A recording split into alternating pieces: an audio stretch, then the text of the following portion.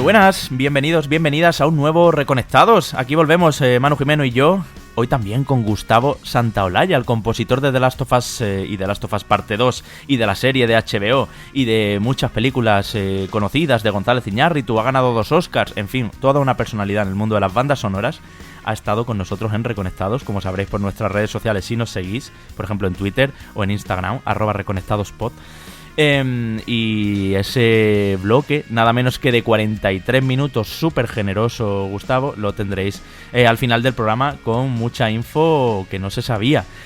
Manu Jimeno, programa el de hoy un poco extraño, porque lo vamos a contar ya con transparencia. Estamos grabando una parte la semana previa, yo ahora me tengo que ir unos días y tú grabarás la otra parte, pero no sabemos si te va a dar tiempo a jugarlo todo lo demás. En fin, ¿cómo estás? Pues estoy un poco como Deathloop, en el sentido de que aquí vamos con saltos temporales y aquí hay cositas raras, pues algo parecido a lo del programa de la semana pasada, porque sí, las circunstancias hacen que este sea, al menos para nosotros, yo creo que para la gente no va a ser así, un programa un poco atípico en el montaje, porque tenemos ahí una cosita pendiente que vamos a ver si sale o si no sale. Si no sale, finalmente va a ser para vosotros un programa como los de siempre. Lo que pasa es que ya hemos hecho los deberes con antelación y vais a poder ver aquí pues los juegos que habéis visto en el titular y también esa entrevista increíble que Javi acaba de decir y que ya anunciamos la semana pasada con Gustavo Santaolalla, que yo tenía un montón de ganas de que la pudiéramos poner íntegra para que todo el mundo la escuche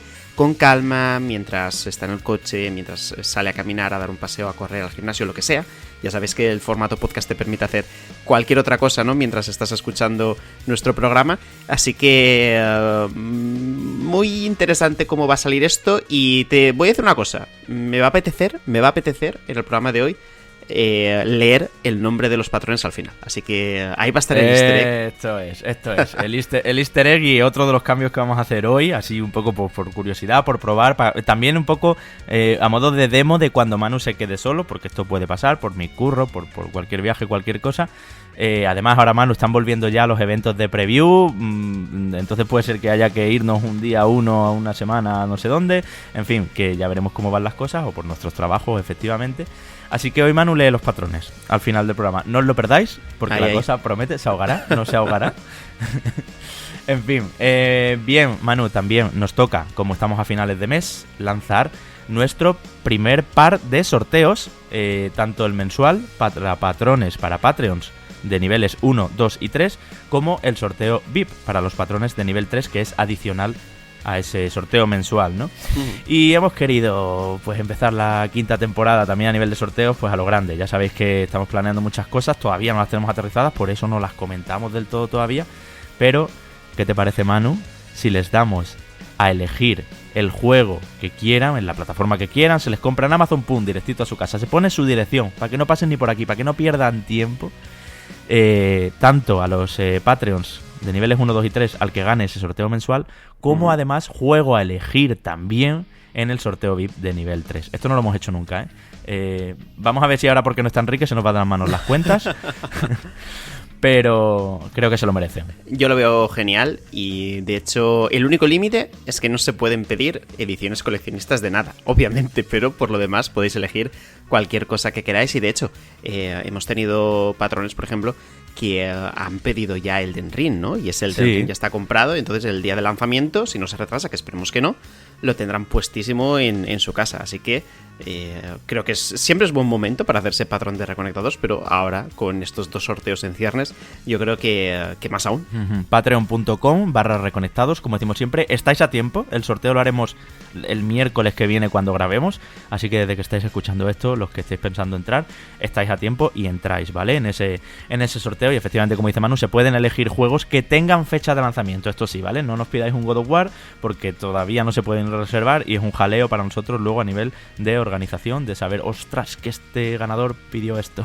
Así que ahí estamos. Y por último, también aquí en la intro, Manu, fe de ratas. Bueno, fe de ratas no, es que son cosas del directo. La semana pasada grabábamos sobre Battlefield 2042, se retrasaría, ¿no? Serán unos días, tal cual, ¿no? Al final sí. 19 de noviembre, si no me equivoco, es la fecha, son casi un mes después. Un mes después.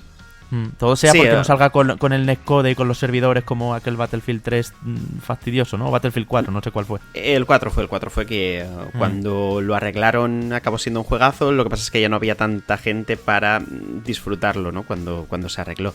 Sobre todo comentan, como siempre ocurre en este tipo de retrasos en los últimos meses, y con toda la razón del mundo, que la pandemia mundial ha provocado que no puedan estar todos juntos reuniéndose y terminando de rematar el juego, y eso al final provoca que se retrase, en este caso muy levemente, ¿no? Ha sido un mes.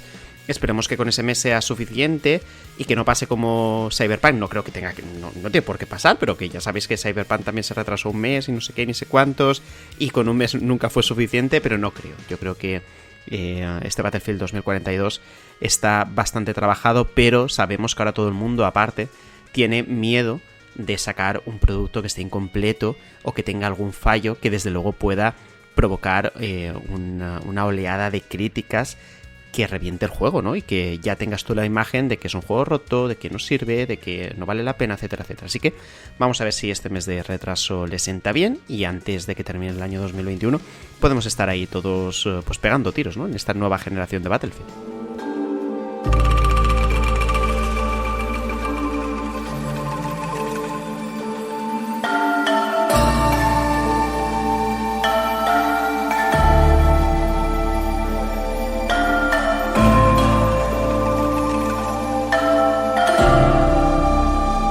Finalmente sí que hemos podido llegar a ese tema, a ese asunto al que hacíamos referencia durante la introducción, y no es otro que el análisis de Kena Bridge of Spirits, juego para el cual voy a estar solo en esta crítica porque, dadas las circunstancias que nos han rodeado esta semana, la gran cantidad de trabajo que hemos tenido y cómo se han ido sucediendo los diferentes embargos, voy a estar aquí solo hablando con vosotros y comentando qué me ha parecido un juego que desde luego no ha estado ausente de ciertas polémicas o de ciertos temores desde prácticamente fuera anunciado durante la presentación de PlayStation 5 en el verano del año pasado.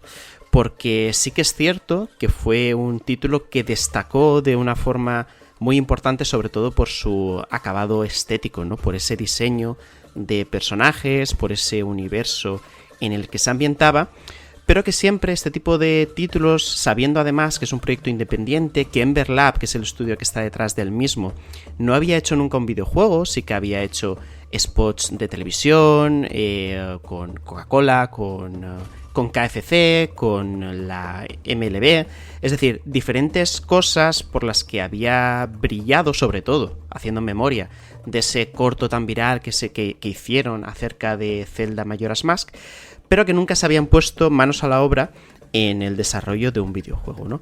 Si a esto le sumamos que Kena Bridge of Spirits se llegó a retrasar, si no me falla la memoria, hasta 3 veces, porque en un primer momento iba a aparecer en ese mismo año, 2020, y finalmente lo hemos tenido ahora en el mes de septiembre con algún retraso de última hora inesperado, pues era el cóctel perfecto para sospechar que el juego tal vez no iba a ser tan bueno como uno pudiera llegar a esperar. Además, el análisis del propio juego, el reparto de las diferentes claves que los periodistas especializados y los influencers usan para jugar los juegos de manera anticipada, tampoco se había ofrecido de una manera que diera a entender que no había ningún tipo de problema con el propio juego, más bien lo contrario.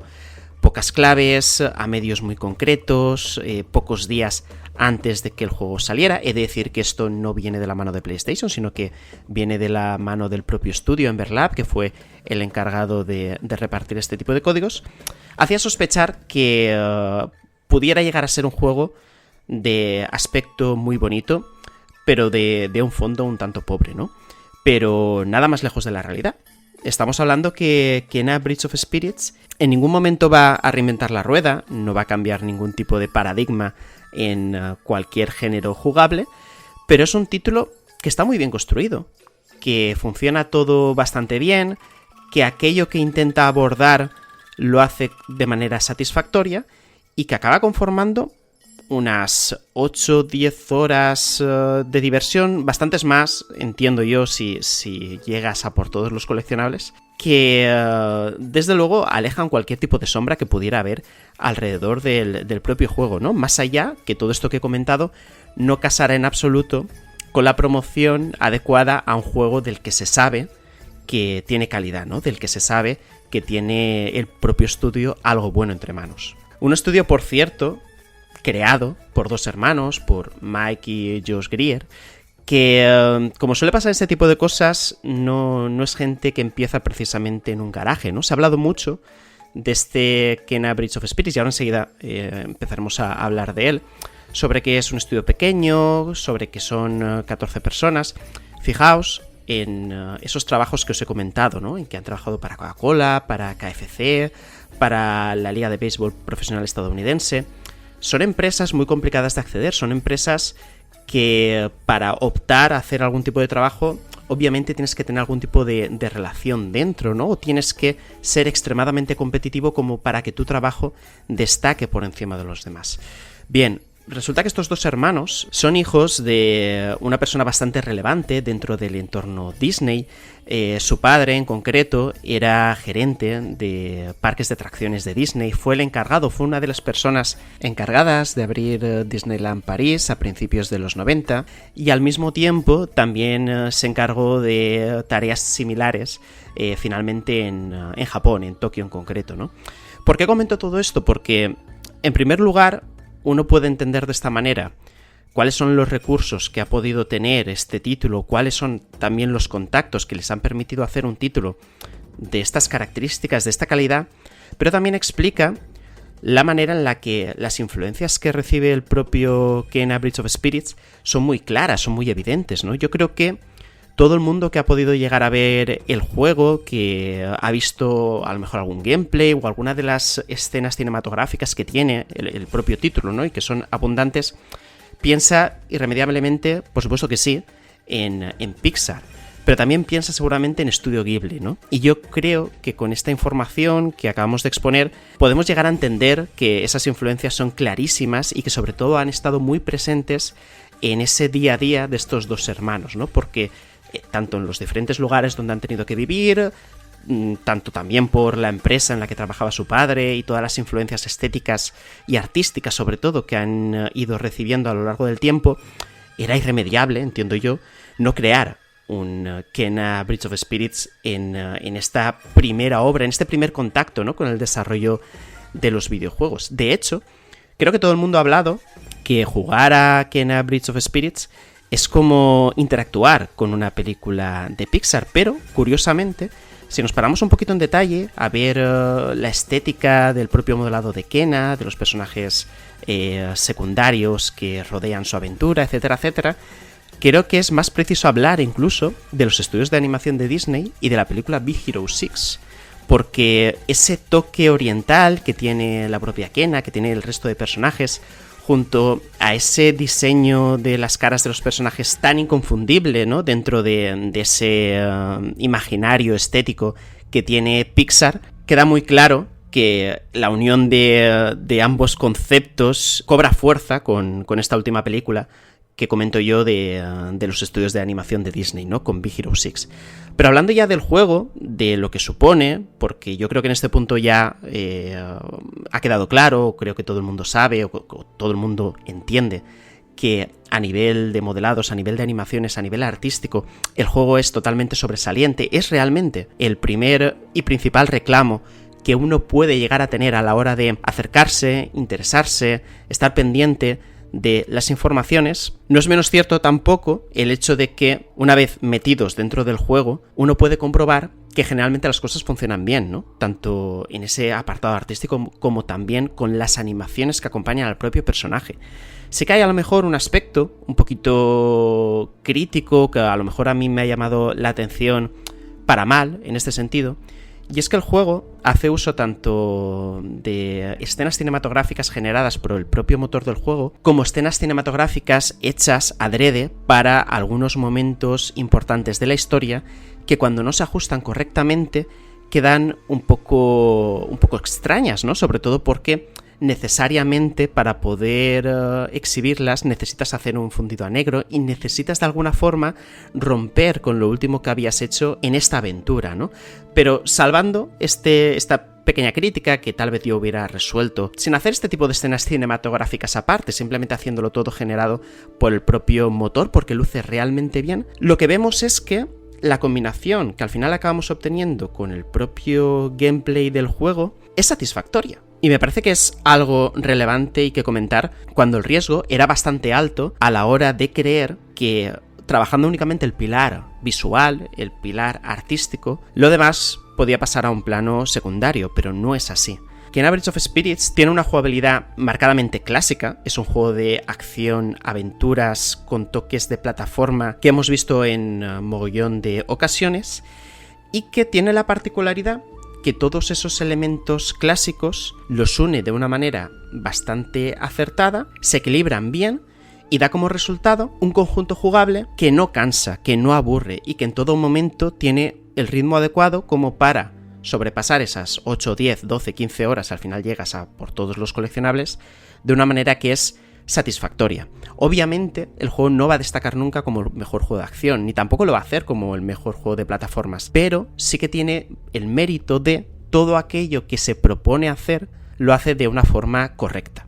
Para ello, el telón de fondo, hablando un poquito también de la historia, acaba siendo el hecho de que Kena es una guía espiritual que en el mundo en el que vive trata de acompañar esos espíritus que no han logrado completar el viaje al más allá, no deambulen por todas partes sin propósito alguno y con el peligro de poder corromperse y alterar la vida del resto de personas que pueblan, ¿no? ese lugar en cuestión. Para ello tenemos una especie de mundo abierto, un tanto engañoso porque el desarrollo es totalmente lineal. Tenemos un terreno con un montón de vertientes que se van a ir desbloqueando, que puede uno llegar a pensar que ese mundo abierto deviene más tarde en una especie de backtracking, pero que no es así, sobre todo porque cada zona acaba teniendo sus correspondientes mecánicas que desbloqueas en el mismo lugar y que realmente no hace falta repasar, arrastrar y recoger todo lo que has dejado en el camino, porque el juego está pensado como para que ese desarrollo sea en una única dirección, ¿no? Pero lo que tú veas alrededor sí que sea algo más abierto, algo más amplio, y para ello tienes esos elementos de plataforma que yo comentaba antes, ¿no? Que funcionan muy bien y que sobre todo están puestos de tal forma que alternan tanto la parte del combate como la parte de puzzles, que hablaremos también un poquito después, y la propia historia en sí, enriqueciendo todo lo que vamos haciendo durante el juego y dotándole de una variedad que, bien hecha, bien colocada, es súper necesaria para aguantar el ritmo de la aventura durante un montón de tiempo. Estas plataformas en ocasiones aparentan ser guiadas, de hecho en algún momento he llegado a pensar que algunos de los momentos de escalada me recordaban, ¿no? Algún que otro Uncharted, esas abundantes escaladas de Nathan Drake alrededor de paredes con ese reborde blanco o amarillo, dependiendo del juego, que te indicaba a qué zona tenías que saltar, ¿no? Para poder continuar tu aventura, pero también con algún tipo de desarrollo más libre en el que tienes que ser un poquito más preciso a la hora de aprovechar el doble salto típico, esa gran mecánica, esa mecánica habitual que tenemos en todos los videojuegos y que desde luego aquí también en Kena está presente. Pero más allá del tema de las plataformas, que ya digo que me parece súper importante y que dota al juego de esa variedad necesaria como para sentirlo fresco en todo momento, yo creo que lo que sorprende, lo que funciona también muy bien, esa combinación del combate, del sistema de combate, con una dificultad elevada y destacada en algunos de los jefes de nivel o jefes de fases que pueden llegar a aparecer durante la aventura. El juego tiene una estética irremediablemente infantil. Yo creo que todo el que lo vea puede llegar a pensar: es el juego que quiero regalar a mi hijo, a mi hija, a los hijos de este amigo, de mi primo, etcétera, etcétera. Pero ojo, cuidado con la edad que tenga el niño o la niña en cuestión, porque puede tener un disgusto a la hora de atascarse en algunos jefes que, aunque la comparación sea extremadamente manida, recuerdan en ocasiones las dificultades que podemos tener en juegos tipo From Software.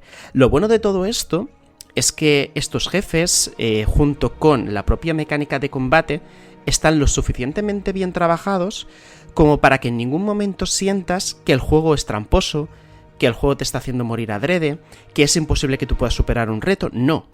La virtud que tiene Kena Bridge of Spirits en su sistema de combate acaba siendo que todos los recursos que tú tienes a tu alcance, es decir, ataque débil, ataque fuerte, una especie de escudo con la capacidad de contraatacar, los rods, que ahora hablaremos de ellos también y que suponen un elemento estratégico dentro del propio combate, sirven para que tú puedas hacer frente a cualquier tipo de criatura. Y eso me parece súper importante, ¿no? Porque en ocasiones aquí hemos tenido el debate sobre la dificultad, sobre la satisfacción, creo que es algo muy manido dentro de la industria, ¿no? De vez en cuando volver siempre a estos asuntos en cuestión y ver cuál es la mejor solución posible. Nosotros aquí en Reconectados, Javi y yo, siempre hemos defendido que es fundamental que los recursos que el desarrollador ofrece al jugador sean lo suficientes como para que tenga que usarlos todos de cara a poder completar un reto en cuestión. Y eso ocurre en Kena. Es cierto que estamos hablando de un juego limitado, un juego reducido, que no dura muchas horas, que no tiene una variedad enorme de enemigos porque realmente no los necesita, porque el juego no dura más. Pero está muy bien medido la cantidad de cosas que tú tienes que usar y los enemigos contra los que los tienes que emplear, ¿no? Este tipo de herramientas. Hablaba yo del ataque débil, del ataque fuerte. También tenemos la posibilidad de disparar con el arco, que es una mecánica que está extremadamente bien trabajada. De hecho, si me quedo con algo del combate, sería sin duda la forma en la que Kena carga su arco, dispara, ralentiza también el tiempo y finalmente puede llegar a explotar ciertas debilidades que tienen algunos enemigos en partes muy concretas de su cuerpo, ¿no? Aparte, por supuesto que sí, de también usar este arco a modo de plataforma. Al mismo tiempo también hay disponibles artilugios como pueden ser las bombas, que se desbloquean más adelante, etcétera, etcétera. Y además, la ayuda de estos rods que comentaba, que es prácticamente el desahogo cómico entrañable y que me han recordado mucho aquellos pequeños muñecos peludos que había en Star Wars El Despertar de la Fuerza y que desde luego aquellas navidades seguramente arrasarían en cuanto a ventas en las diferentes jugueterías y grandes almacenes en la campaña de Navidad. Pues esos son justamente los rods, que más allá de ese propósito, porque está claro que tiene ahí una intención carismática importante para darle entidad a lo que viene siendo Kena en sí, suponen un componente estratégico muy importante dentro de estas batallas, ¿no? Porque al final acaban siendo, de alguna manera, el poder principal que puede llegar a tener Kena, un poder que se limita también en ciertas cargas, por decirlo así, que tú necesitas realizar para poder emplearlo, y que al ser tan limitado, al tener un límite o al costar tanto el cargar esa especie de poder, es súper importante saber elegir muy bien cómo emplear estos rods, ¿no? Por ejemplo, tú puedes, de una manera muy parecida a Pikmin, por ejemplo, funcionan similar a lo que viene siendo la saga Pikmin, puedes enviar estos rods, por ejemplo, contra ciertos enemigos, ¿no? Que hará que los aturdan, que les quiten vida, o que incluso los puedan paralizar para que tú puedas atacar con ellos. También puedes emplearlo, por ejemplo, a la hora de subir la vida, o incluso algunas de las artes principales de Kena o alguno de los ataques más especiales que puedes ir desbloqueando con el árbol de habilidades típico, pues también se emplean de esta manera, ¿no? Con el poder de los rods, haciendo que tú puedas pegarle de una manera más fuerte a un enemigo, ¿no? Y de esta manera vencerle. Creo que en este punto de la crítica de Kena, de lo que supone el juego, muchos estaréis pensando que lo que estoy contando desde luego no es algo novedoso, no es algo que no hayamos visto en otras partes, y evidentemente es así. De hecho, yo no me atrevería a decir que Kena Bridge of Spirits es un juego sobresaliente. Creo que no es así, no llega ni mucho menos a esos niveles que están vetados seguramente a obras muy importantes de estudios con muchísima experiencia cuya probabilidad de sacar un juego redondo es muchísimo mayor, pero pese a que ni mucho menos se acercaría a esa nota, ni tan siquiera creo yo que se acercaría a un notable alto, ni mucho menos, el juego se siente sólido, satisfactorio, se disfruta durante todo el tiempo en el que está. Sí que es cierto que, pese a que a lo mejor no tiene una historia extremadamente compleja, como os he comentado antes, ni tampoco es demasiado largo, ni los puzzles en concreto pueden ser muy desafiantes. De hecho, hay una parte en cuestión con el tema de los puzzles, donde puedes llegar a saturarte, ¿no?, por la cantidad de repeticiones o reiteraciones que puedes llegar a hacer con una mecánica en cuestión. Son errores que por supuesto que sí restan enteros y que, junto al hecho de haber visto esto un montón de veces, no hacen el título extremadamente relevante, pero desde luego que suponen una opción muy muy interesante para poder experimentar una aventura que te lo va a poner difícil en momentos determinados, pero que al mismo tiempo que supone un desahogo importante dentro de el repertorio habitual de videojuegos que siempre intentan ser más maduros, más oscuros, más complejos, y aquí al final acabas teniendo una opción que se basa en la sencillez, en evocar momentos, creo yo, de la infancia, donde títulos de estas características nos hubieran venido como anillo al dedo, y que te permite disfrutar durante unas 10 horas de algo muy amigable, de algo amistoso, de algo que se hace muy ameno, pero que al mismo tiempo no te va a permitir relajarte del todo, porque en esos puntos es donde aparecen los jefes más fuertes para decirte: oye, aquí estoy yo, no te relajes, empléate a fondo, porque si quieres pasar de nivel vas a tener que vencerme. Por último, comentar, por ejemplo, que en el aspecto del DualSense no es el juego que mejor lo aproveche. De hecho, tal vez sea un poquito decepcionante la forma en la que Ember Lab no ha empleado tal vez las librerías de recursos disponibles para hacer de la experiencia jugable algo más satisfactorio, ¿no?, con el DualSense en las manos. Sí que es cierto que el arco hace el típico efecto con los gatillos L2 y R2 para poder disparar, pero esa vibración áptica, por ejemplo, no está tan presente como a lo mejor sí que hemos visto en otros títulos, ¿no? Por ejemplo, hablando de la lluvia, Returnal en concreto hacía eso extremadamente bien, o sobre todo Astro's Playroom, ya sabéis, que fue esa demo técnica expandida, algo más que una demo técnica, que desde luego nos mostraba todas las virtudes habidas y por haber de este DualSense. ¿Qué pasará con Kena? ¿Qué pasará con Ember Lab? ¿Tendremos secuela? ¿No tendremos secuela? ¿La queremos? ¿No la queremos? Pues bueno, lo que hemos dicho también en muchas ocasiones, después de un primer título, una secuela no viene nada mal, sobre todo porque en ese punto la exigencia es mayor y la obligación de ampliar y enriquecer todo lo expuesto es muy relevante. Pero justamente Mike y Josh Grayer recientemente hablaban que no lo tenían muy claro, ¿no? Decían que no sabían si iban a hacer una secuela o se iban a inclinar por una propiedad intelectual que de alguna forma se basara en una historia de nuevo lineal y con mecánicas jugables similares, ¿no?, que sería algo que tendrían que estudiar. Desde luego, para ser primo hermano de Kena, ese hipotético proyecto, más vale tal vez que hagan una segunda parte, que hagan una secuela, que hagan algo ambientado en este universo que pueda superar con creces lo que hemos visto en esta entrega. Juego con precio reducido, entre comillas, el reducido, 39,95, creo que se puede adquirir en PlayStation Store. Como siempre, nosotros abogamos por la espera, porque no hay prisa por jugar este tipo de juegos. Yo creo que con el caso de Kena tampoco la hay, y tal vez sería una opción muy interesante a la mitad de precio. A la mitad de precio yo creo que ya sería algo más planteable. Ya sabéis que no es porque el juego sea mejor o peor, nosotros aquí somos más amarrategui en el tema del dinero, y como tenemos tantísima cantidad de juegos a los que darle caña, creo que siempre se va a poder optar por aquella opción que en un momento determinado sea más económica y al mismo tiempo también apetezca.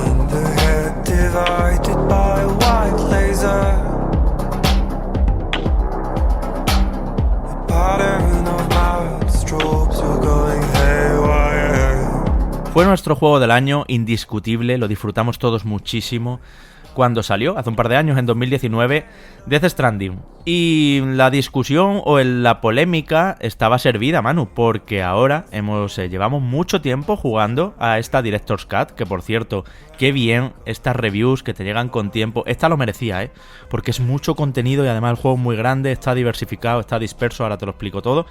Pero que claro, el debate estaba ahí. ¿Facilita tantas ayudas, catapulta, en fin, nuevos vehículos, un nuevo esqueleto, nuevas zonas, en fin.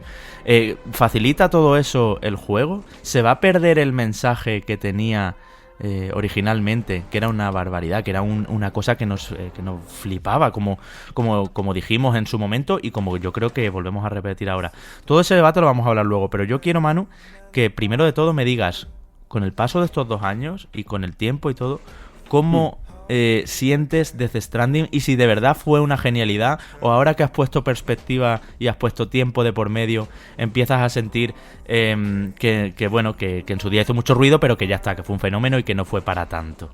Pregunta personal y que no te esperabas. Continúo pensando que es un juego imprescindible de la anterior generación y sobre todo muy necesario en este momento donde los AAA se han vuelto todavía más conservadores si cabe, que tengamos algún modelo que nos permita ver que dentro de esas grandes superproducciones donde hay un montón de dinero detrás, también hay margen para la innovación y para el riesgo y para esas propuestas que exploren los límites, ¿no?, que ya se han establecido en el videojuego. Creo que en alguna ocasión hemos comentado que tenía también en parte lo mejor del juego independiente y lo mejor de los triples A's, ¿no? Justamente por ese atrevimiento, por esa manera de voy a intentar investigar, voy a intentar transmitir cosas distintas al jugador, ¿no? A lo que generalmente está acostumbrado. Y vaya si lo consiguió.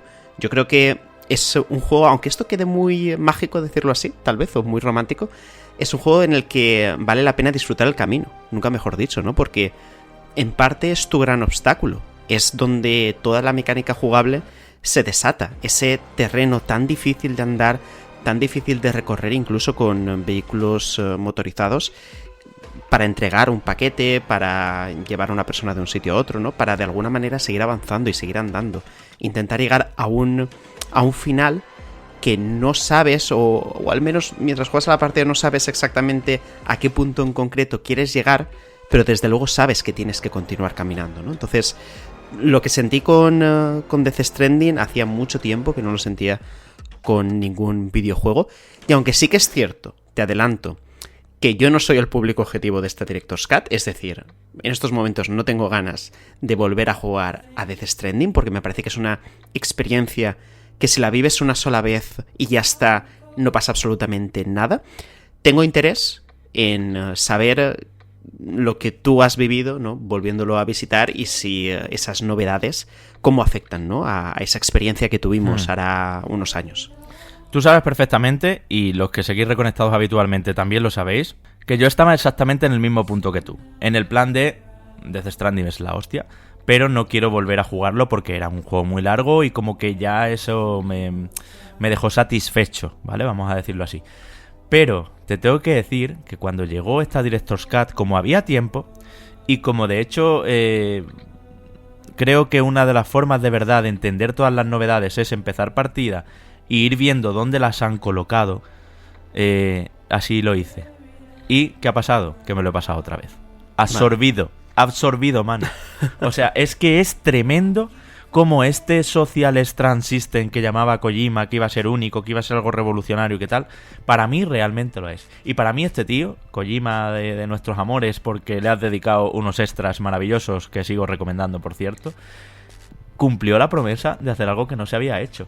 Es que no me imaginaba yo que fuera a volver a Death Stranding y que, ya no solo por trabajo, porque al principio lo asumí un poco así, en plan, bueno, lo bueno para mis oyentes y para reconectados es que yo empiece partida como alguien que no lo ha jugado nunca, y así también le miro exactamente cómo quedan las cosas, no solo repartidas, sino cómo afectan al mensaje que tenía el juego. Porque el juego tenía un gran mensaje, que era que llegar hasta una meta en la vida en general, era una metáfora, cuesta mucho. Y necesitas de conexiones con otros, necesitas de apoyos, necesitas de refuerzos para poder hacerlo.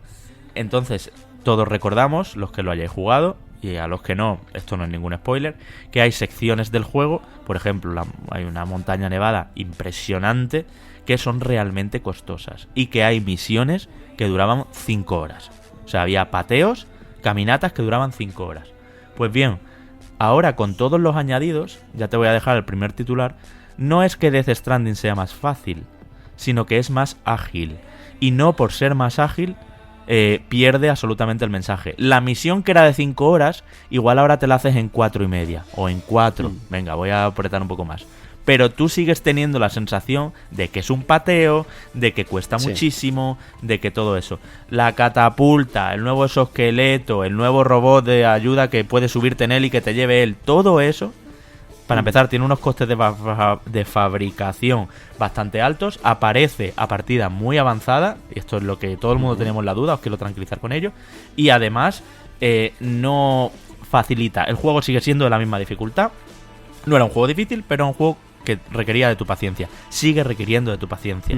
No se ha perdido para nada el mensaje que tenía Kojima. Lo que ha hecho ha sido limarlo un poquitín para que aquel que abandonó cuando llegó a la parte de la nieve y dijo, madre de Dios, o a ese desierto rocoso que tenía grietas y que tenías que andar haciendo puentes entre las grietas y que era horroroso, que te caías ahí abajo y no sabías salir porque era un laberinto, que era tremendo. Ahora hay algunas soluciones, pero no se cambia el mensaje. Está en el punto justo. Si llega a meter 2 cosas más, sí.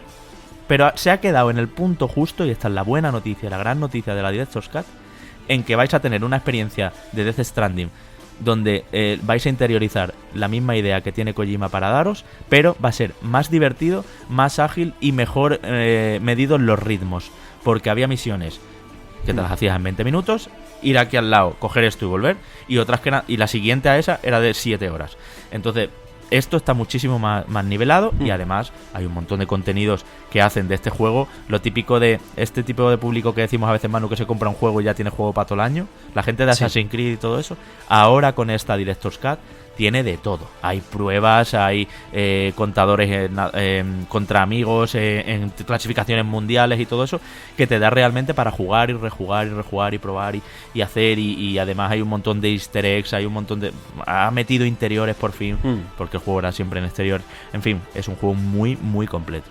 El juego original tenía también interiores, de hecho los diferentes refugios, cuando entrabas, ¿no?, con el propio coche en sí, veías ese interior que era clónico, sí que es cierto que era una copia, en todos era exactamente lo mismo, y luego la habitación en la que descansabas también era la misma en todas partes, pero sí que es cierto que de todo esto que me estás comentando, te tengo que ser muy sincero, y es que no me sorprende. No me sorprende por qué, y esto lo hablábamos, me hubiera parecido un error de bulto que Kojima no hubiera sabido dónde poner esas mejoras, qué requisitos establecer y haber roto el juego. Es decir, no veo ningún escenario en el que Kojima Productions en sí, el estudio entero, cayera en un error tan grave que desequilibrara una estructura jugable que era tan desafiante en el sentido de te costaba un montón. Yo, por ejemplo, creo que te comenté que Death Stranding tardé en completarlo aproximadamente unas 80 horas. Creo que sobrepasé las 80 horas porque yo tenía la obsesión de construir carreteras. Porque claro, construyendo un montón de carreteras para mí me era mucho más fácil hacer los encargos. Claro, al mismo tiempo, sí, en el momento en el que tú ya completas todo el circuito, o un circuito al menos de un tamaño considerable en todo el mapa que tienes a tu disposición, pues puedes hacer los encargos con muchísima más facilidad. Pero claro, la exigencia de horas previas que tú tienes que hacer, recopilando todos los materiales necesarios para construir una carretera, que desde luego no cuesta poco, era un sacrificio que tú tenías que considerar si querías realmente abordar el juego bajo esa perspectiva. Entonces, claro, sabiendo ese esfuerzo-recompensa, porque aquí está esa dicotomía, ¿no? Tú te tienes que esforzar un montón para poder conseguir este avance tecnológico que te haga las cosas más fácil. Sabiendo esto, que está así, era muy raro pensar que Kojima, por ejemplo, la catapulta, te la pusiera por 4 duros. Claro. No, ya no es el coste de fabricación, sino lo tarde que aparecen las cosas. Y luego, incluso cómo funcionan. Cuando vimos el tráiler, vimos la catapulta, por seguir con este ejemplo, decíamos, ostras, qué canteo, ¿no? O sea, te están persiguiendo... o las mulas, que ya sabes que son estos otros humanos, terroristas también, o incluso entes varados, que son la parte más terrorífica del juego y donde de verdad pasan miedo porque dices, voy a perder toda la carga, me van a coger, me van a ver. Era terrible, tenías que estar ahí con el sigilo muy despacito, moviéndote despacio. Era un poco un tostón cuando empezaba a llover y decías, oh no. Cuando salía el Odradek y empezaba tiqui, tiqui, tiqui, tiqui, tú decías, adiós, se viene. Pues ahora, cuando vimos el tráiler pensábamos, vale, ahora cojo... con un CP2 que se llama, que es uno de los módulos más básicos, voy a tener la catapulta, lanzo los paquetes muy lejos y ya de esa manera puedo asumir la situación de riesgo, pero por lo menos la carga sé que está a salvo fuera de este entorno. Bueno, pues la catapulta no llega tan lejos. Y además tarda unos segundos en construirse, por supuesto, como todo en Death Stranding. ¿Te acuerdas que era como una especie de holograma que salía alrededor una cuenta atrás, un aro y una cuenta atrás y se iban construyendo? Pues así sigue siendo. Entonces no te quita de una situación límite la catapulta. Igual que no te quita de una situación límite el nuevo arma, que es esta Maser Gun, que es una pistola de rayos muy buena, es una especie de taser, pero a distancia, muy buena porque noquea si das a la cabeza directamente y si das al cuerpo también los deja un poco estuneados y se hace fácil y todo eso. Esta sí aparece un poquito antes, bastante rápido de hecho, pero es un arma que está ahí y que, bueno, la pistola de bolas, esa que los dejaba atados e inmóviles, funcionaba igual que esta. O sea, quiero decir, no son gadgets que rompan la experiencia. Y te voy a hablar de una cosa personal que me ha pasado. La semana pasada hablábamos de Tales of Arise. La edición que nos mandaron para la review, hace ya tiempo, Bandai Namco España, era la edición deluxe. Entonces, no sé, tú que también jugaste a Tales of Arise, no sé si te fijaste que cuando le dabas al menú de pausa, donde puedes guardar partida y todo eso, en el último botón, en el de sistema, había una cosa que era extras. Y en esos extras estaba todo el contenido que te incluía la deluxe, que eran no sé cuántas pociones, un atuendo, un material de equipo para los personajes, que si te lo ponías al principio ibas overpower total, o sea, ibas por encima era un material, o sea, era una parte de equipo que tenía unos atributos mucho mejores, venían pociones como te decía, venían elementos que te hacían subir rápido los puntos de habilidad, y vivimos en un tiempo, Manu, en que todas las ediciones deluxe, coleccionistas, no sé qué y no sé cuánto, traen como siempre un montón de extras. Esto pasa también en Assassin's Creed, que rompen el juego, que lo hacen más fácil y que te hacen salir chetado. O sea, tú te vas a opciones, canjeas todos los coleccionables que te vienen y empiezas a ponerse a los personajes, a equiparlo y todo. Además de ir con personajes de colorines y de todo, porque te trae un montón de skins y de cosas que no afectan al juego, muchas veces en los juegos de progresión y demás sí hay cosas que afectan. Bien, pues esta gente han tenido la habilidad de que tú empiezas partida en la Director's Cut y no ves nada que no estuviera en el juego. Y hasta el capítulo 3 no empiezan a llegarte cosas de manera además muy interesante, que es con misiones nuevas, con encargos para Sound, que eran los principales, nuevos, que no estaban en el juego original. Entonces, para tú conseguir por primera vez, por ejemplo, el exoesqueleto mejorado o las pinturas, simplemente las pinturas de la cápsula del bebé, tienes que hacer una nueva misión que no estaba originalmente. Y algunas de ellas se las traen encima. O sea que me parece, y el juego así, en el capítulo 5 te suelta otras cositas, en el 7 otras y más para adelante otras. Algunas estaban incluso al final del juego.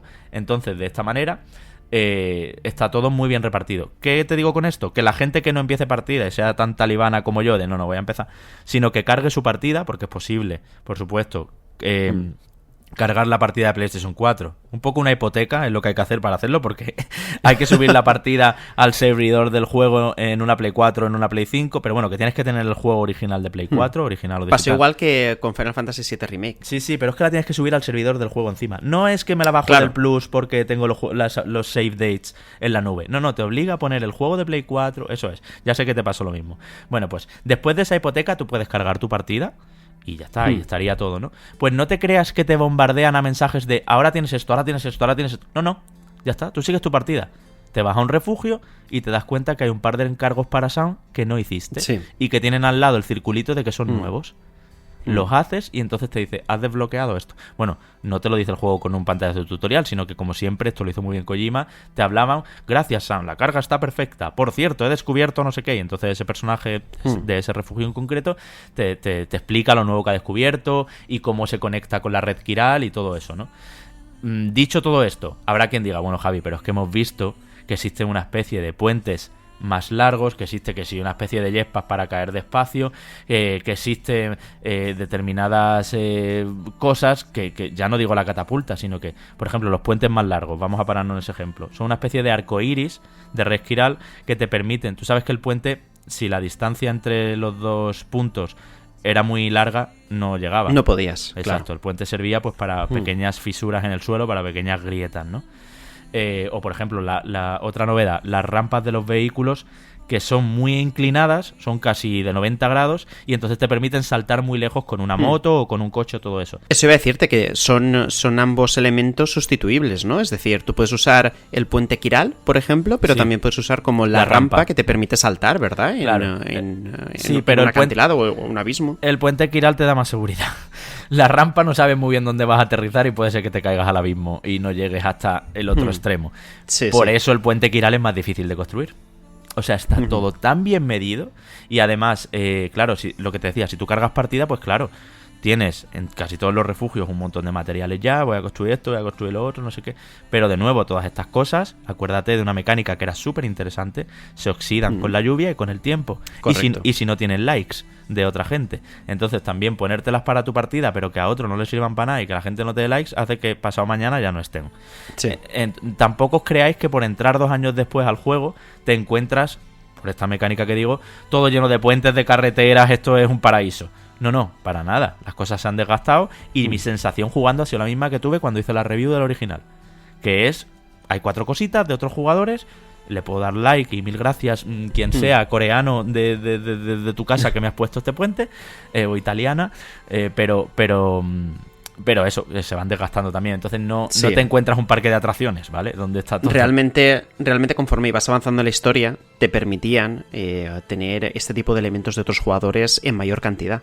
Porque de una manera, con una progresión yo creo que también bastante acertada, no tenías, por ejemplo, en el primer segmento de mapas un montón de cosas de jugadores que ya estuvieran terminándose el juego. No tendría ningún tipo de sentido, ¿no? Porque ya no te haría falta a ti construir esta serie de cosas, ¿no? El juego eso lo medía muy bien y te daba como las ayudas justas de otros jugadores de una manera que progresivamente iba siendo mayor, ¿no? Y sobre todo también cuando ya se abre más el mapa y tienes más posibilidades de ir a todas partes, este tipo de ayudas están más repartidas, ¿no? Y no están tan concentradas. Entonces, en este sentido, el juego estaba también muy bien medido.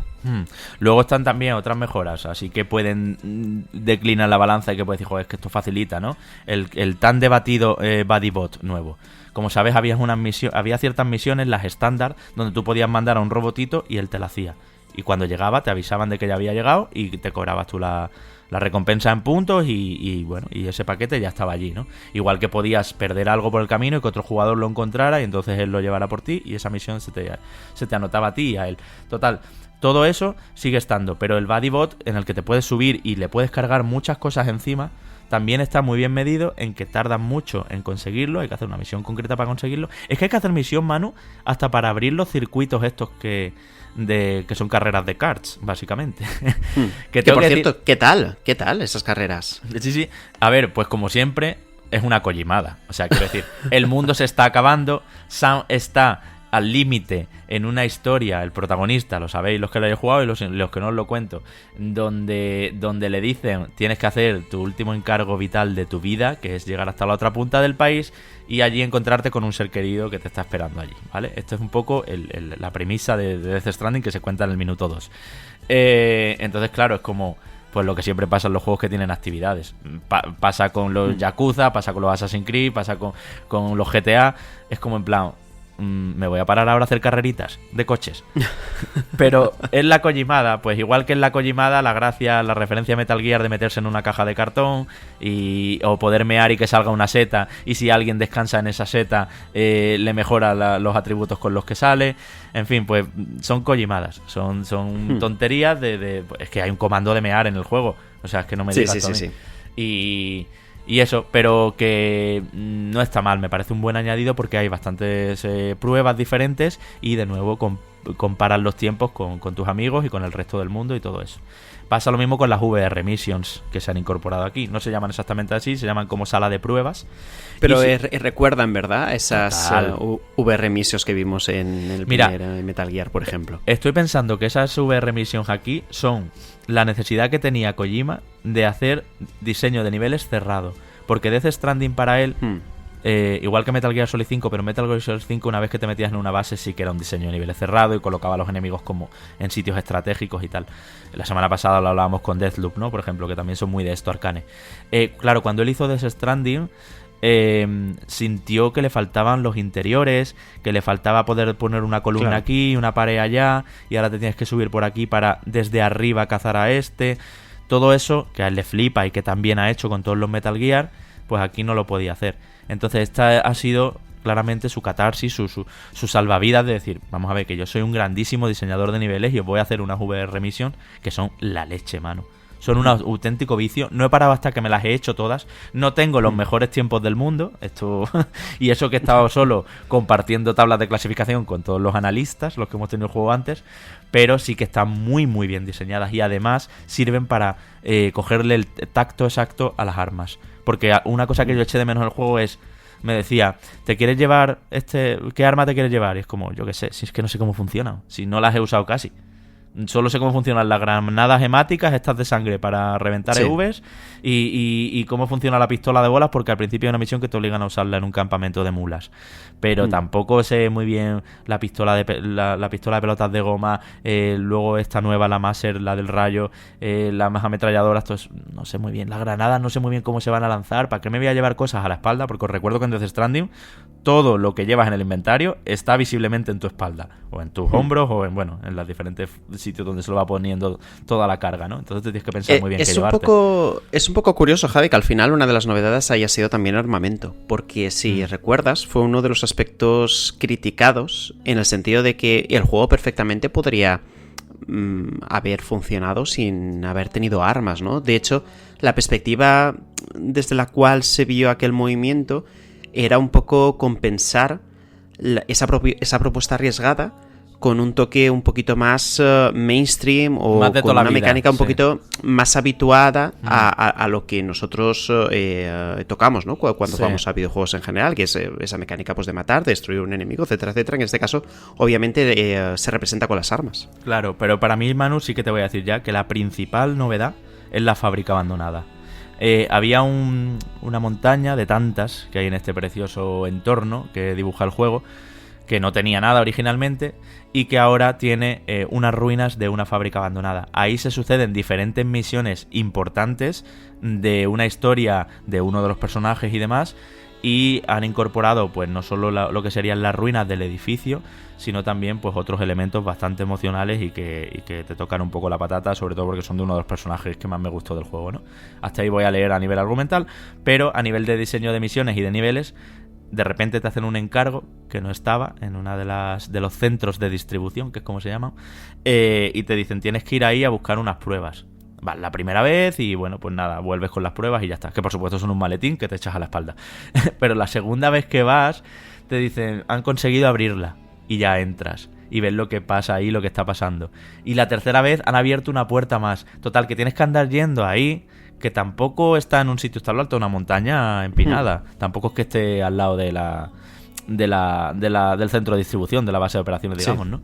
Entonces hay una serie de misiones ahí que se van desplegando otra vez a lo largo de toda la historia del juego, y creo que está muy bien equilibrado. Es que invita mucho más, luego también que no haya tiempos de carga, invita mucho más a usar el viaje rápido de Fragile, y te iba a decir, invita mucho más a usar el viaje rápido porque tienes que verte todas las estaciones, todos los centros de distribución, porque en casi todos has metido misiones nuevas, y además esas misiones nuevas apetece hacerlas porque o te llevan a sitios que no te habían llevado, o plantean historias de los personajes de los demás, que no, de Mama, de Fragile, en fin, ya os acordáis de Riggs, de todos los personajes que no habías visto, o te dan siempre cositas nuevas que incluye esta Director's Cut.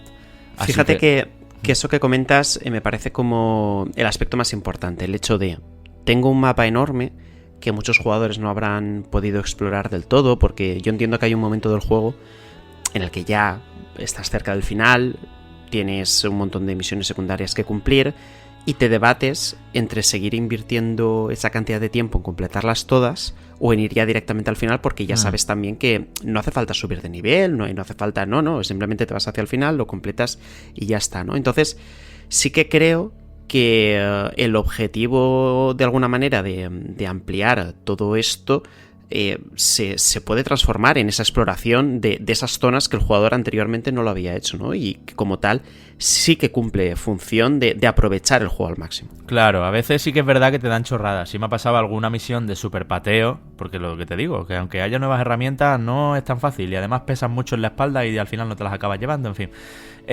Y lo que te dan es customización para la mochila, con nuevos colores. Ahora le puedes poner amarillo pollo. que antes no. Bueno, pues vale. Esto también está, estas tonterías. Y además en la edición más cara, pero no la coleccionista, sino la deluxe o como se llame, también hay como textura de oro y de plata para el traje, para las armas y para no sé qué. Total, que el rollito de skin chorrada también está.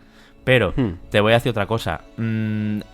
Hay que reconocer que deberían haber arreglado un poco, para mi gusto, el combate contra otros humanos, contra mulas y terroristas, especialmente contra mulas que no van tan armadas y lo que llevan son pistolas de rayos y como unas lanzas eléctricas porque sigo limpiando campamentos a base de machacar el cuadrado y dar maletazos a la gente.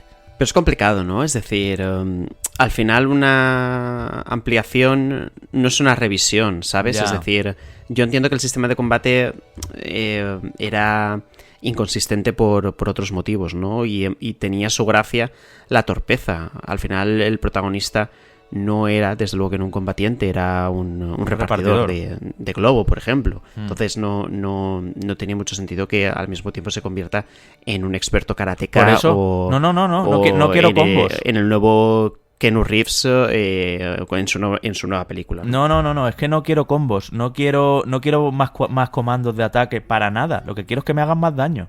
Quiero que sea más difícil. No puede ser que yo llegue a un campamento y, aunque no tenga ningún arma a la espalda, me sienta súper seguro.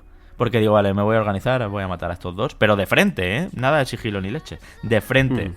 Que también puedes usar el sigilo. Y, por supuesto, está muy bien hecho el sigilo, porque este tío, si algo sabe hacer Kojima, es eso. Pero es que limpias campamentos enteros de mulas a base de puñetazos y maletazos, ¿no? Porque puedes ponerte una maleta en la mano y darle un castañazo con el maletín y lo tumbas. Entonces, aunque te rodeen 5, la IA no es muy agresiva. Entiendo que porque el juego inicialmente, lo que tú decías con las armas, no iba a tener ni acción. Le metieron acción porque, joder, ¿cómo vas a hacer un juego sin acción? La gente se va a aburrir. Venga, va a meterle acción. Y metieron una cosita muy de andar por casa que no es la salsa del juego, ni mucho menos. No me enturbia mi sensación de que este es un juego brillante, inolvidable, porque eso lo mantengo a pie juntillas. Pero sí que es verdad que si hay que buscarle un pero, si hay que buscárselo, porque parece que los analistas siempre tenemos que decir lo mejor y lo peor, no puedes hacer un review sin decir algo malo, lo que sea, está ahí. Está en que el combate sigue siendo muy sencillo, muy fácil. Pero bueno, es que ya sabes que era un juego de pelea. A ver, hay una pregunta que está respondida, creo, con todo lo que has comentado. Y es que obviamente la gente que no ha podido jugar a Death Stranding se va a encontrar la versión más completa y sobre todo que no rompe en absoluto la esencia fundamental de esta propuesta de Kojima. Pero, ¿qué pasa con personas como yo? Que ya has visto la introducción que he hecho, que considero que no hace falta volver a vivir las aventuras que viví en su momento en Death Stranding. ¿Tú crees que sí que, pese a mi opinión, habría algo que me motivaría realmente a volver? ¿O no lo hay? Porque, y no vayas por el camino fácil de, no, si te gustó, no sé qué. No. ¿Realmente hay motivos para, habiéndote pasado Death Stranding en PlayStation 4, comprarte esta Director's Cut? A ver, no los hay.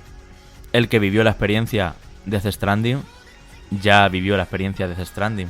Que los que han llegado después, esto como con las consolas, los que nos la compramos de primer día, pues nos llevamos la peor versión. O como te pasó a ti con Final Fantasy XV, por ejemplo, ¿no? La peor versión en el sentido de que luego sale una Slim, luego sale una que tiene más disco duro y vale lo mismo. Pues normal, los que compramos, los que nos puede el ansia, pagamos el pato. Esto es así. Bueno, pagamos el pato, entiéndeme. Death Stranding para mí, por su precio, estaba redondísimo en su día. Al final tienes pros y contras, en el sentido de que, vale, estoy jugando, en el momento ha salido al juego, estoy en la conversación y tengo la experiencia más pura, entre comillas, de la idea inicial o los condicionantes que provocaron que el juego saliera en dichas condiciones, ¿no? Luego, obviamente, tienes la opción de esperarte todo el tiempo que quieras y más tarde, cuando ya la conversación ha sido superada, pues bueno, si no tienes prisa ni tampoco tienes inquietudes por participar de ella, completarla de la forma más perfecta, ¿no? Sin errores, con más contenido, etcétera, etcétera. De hecho, el ejemplo de Final Fantasy XV está en el capítulo 13, el famoso capítulo 13, que los que jugamos al juego de lanzamiento nos comimos un truño impresionante y que luego posteriormente se arregló y aparte también añadieron otros contenidos DLCs que ampliaban la historia. Pero bueno, eso del capítulo 13 no se va a discutir aquí porque eso habría mucha gente que diría, no, es que ahí lo que quería Tetsuya Nomura era reflejar el cansancio del jugador en el... No lo compro. Vale, volvemos a Death Stranding. Efectivamente, si lo jugasteis en su día, si lo platinasteis o si simplemente llegasteis hasta el final, no vale un desembolso de juego completo como vale ahora. Pero... tengo que decir, hay mucha gente que no es de tu perfil y del mío y que le flipa que le pongan VR Missions donde cada vez puede hacer mejores puntuaciones, le flipa que le pongan circuitos y además quiere ver la nueva zona y no puede resistirse a completar esa nueva trama que hay en todo el lado de la fábrica abandonada que os he hablado. Con todo eso y además es un juego que ya en su día era un pepinazo porque el Décima Engine aquí se portó súper bien a nivel gráfico, quiero decir, un pepinazo. Ahora a 60 frames y 4K dinámico, pero 4K casi siempre. Además, cosas que no han anunciado y que yo he detestado, hermano. Yo creo que las distancias de dibujado están son más lejanas. Bueno, ya eran muy lejanas. Acuérdate que te subías a una montaña alta y veías todo el mundo a tus pies. Mundo al que podías llegar. No era un juego que te falseara con eso. Pero creo que se ve todo... hay menos neblina en el horizonte. Se ve todo más nítido. De hecho, llegas a ver desde muy lejos tirolinas. Y esto es importante porque ya sabes que las tirolinas se conectaban entre sí. Entonces es importante que las tengan muy visibles y que decir, vale, si la pongo aquí llego hasta allí por tirolina. Que por cierto las tirolinas siguen siendo uno de los mayores orgasmos que hemos tenido en la industria del videojuego. Las tirolinas de Death Stranding. Esto es así. O sea, esas situaciones en que te ves abrumado porque no puedes subir, porque lo que sea. Cuando tenías esa montaña enorme, por ejemplo en la nieve. En esa parte de la nieve, si tenías la oportunidad de tener recursos suficientes y ir colocando las tirolinas en un sitio a otro, al final decías, wow, lo que acabo de hacer, me acabo de ahorrar un montón de pateos, si tengo que volver, si tengo que bajar, si tengo que subir. Y también son limitadas. Era increíble aquello. También son limitadas en metro, ¿vale? Que nadie se piense que se va a poder cruzar todo el mapa en una tirolina solo. Sí. Llegan hasta donde tenía llegan. X metros, exacto, tenía X metros y aparte obviamente no podía nada quedarse en medio de la trayectoria, porque si había un cachito de piedra que sobresalía y ya no pasaba bien, ya tenías que buscar colocar la tirolina en otra parte y eso a lo mejor significaba que en lugar de recorrer, 200 metros, tenías que recorrer 100 metros. Porque era ahí el único punto de visión en el que podías progresar y podías colocar la tirolina. Yo, ya con todo esto, porque ahora mismo los oyentes también tienen una idea clara de lo que es Death Stranding Director's Cut, que a mi modo de ver es lo que todo el mundo esperábamos. Yo ya digo, en ningún momento tuve duda. Yo sí, de que el juego... Yo tuve miedo de que lo rompieran, Manu. Porque... No, porque, a ver, Javi, es que al final es la esencia de Death Stranding. Si Death Stranding se rompe en algún punto porque se hace demasiado fácil, porque los recursos no están bien equilibrados, porque se carga la propia dificultad de caminar por un terreno complicado, el juego ya no tiene sentido de ser. Claro, así pero era imagínate... fundamental... Pero es que era fundamental que si tú haces una opción nueva, esa opción nueva no empañe todo el resto de opciones que tú tenías. Entonces, en serio, no veo... A Kojima por supuesto que no, pero tampoco a otros desarrolladores cargándose el core principal del juego. Vale, pero esto es como lo del modo fácil de Dark Souls. Ha dicho por activa y por pasiva Miyazaki que no lo va a incorporar, que sus juegos son así y que él quiere reflejar la paciencia, igual que Kojima aquí, y el desafío al jugador de intentar una y otra vez hasta que lo consigues.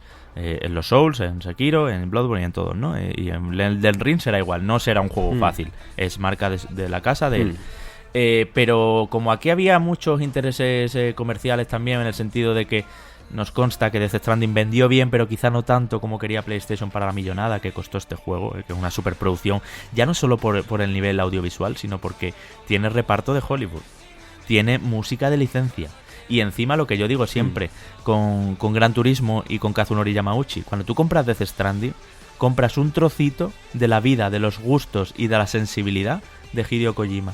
Cuando tú compras Death Stranding no estás solo comprando el juego en su caja, me lo termino y ya, sino que estás comprando incluso todo ese jugueteo previo que tuvo él con los tráileres, con las teorías, y compras también con Death Stranding tener conversación con otra gente que lo haya jugado durante mucho tiempo. O sea, Death Stranding no es el juego me lo paso y lo cierro ya al cajón. Death Stranding es meterte un poquito en la música que le mola a él y todo eso, porque tiene mucha identidad. Y esto Yamauchi lo hace con Gran Turismo 7 igual. Sientes una elegancia, sientes en los menús, lo comentábamos, ¿no? Y las canciones que te pone y como ese acercamiento que tiene él a los coches, lo sientes un poquito tuyo. te haces un poquito amigo de Yamauchi o de Kojima comprando sus juegos.